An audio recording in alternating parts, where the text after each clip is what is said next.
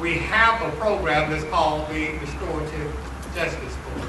It is a program that is geared for youthful offenders between the ages of 17 and 24 who have committed usually a nonviolent offense, shoplifting or maybe a drug charge. But the person is not really a bad person.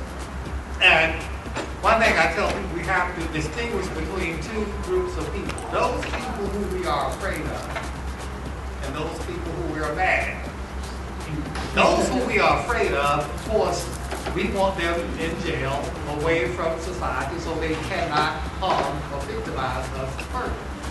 But those who we are mad at, we're just simply mad at them because they did something to make us mad. And if we treat the two groups of people the same, and we take those that we are mad at and lump them with the people who we are afraid of, the ones who we are afraid of will teach the ones that we are mad at how not to get caught, so we'll then become afraid of them as well. And so the Restorative Justice Program is to take those that we are mad at, and like its name says, just simply to restore them. Another thing is, people don't know about this, but you can get this right over at Home Depot, all right?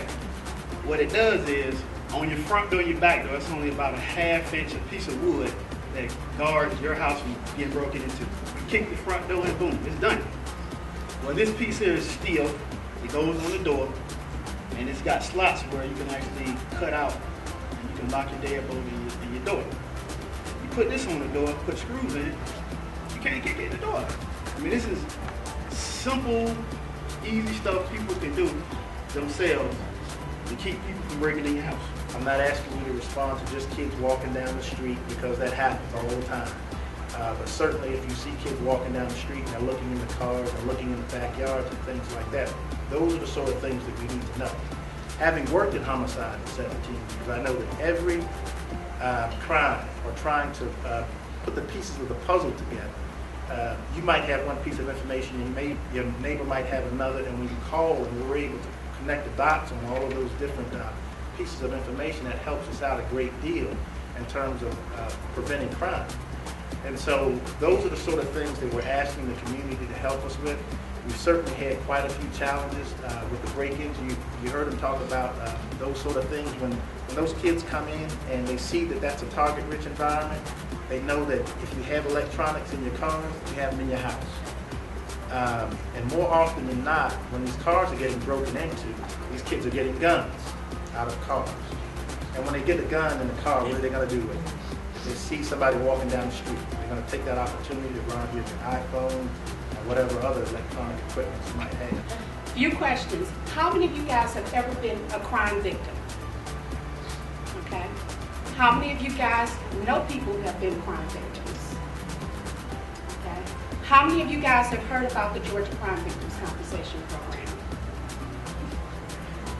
Okay. Not very many. You know, if something happens at work that we can get help, right? You need to also think about the Georgia Crime Victims Compensation Program, that the state has a resource for victims to help to make victims whole, okay? One of the things that, simply put, the Georgia Crime Victims Compensation Program helps innocent victims and witnesses of a violent crime who have been injured or threatened with a physical injury or death. So if you are injured because of a victimization, if you were threatened for probably like what he described in the burglary, if you're held down, if you're threatened with a physical injury or death, or if you witness a crime, then you may be eligible for the Crime Victims Compensation Program.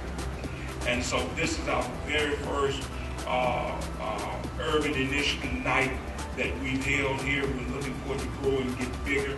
We'll be bringing people in to assist us, to help us to get the information that we need to get it out to this community.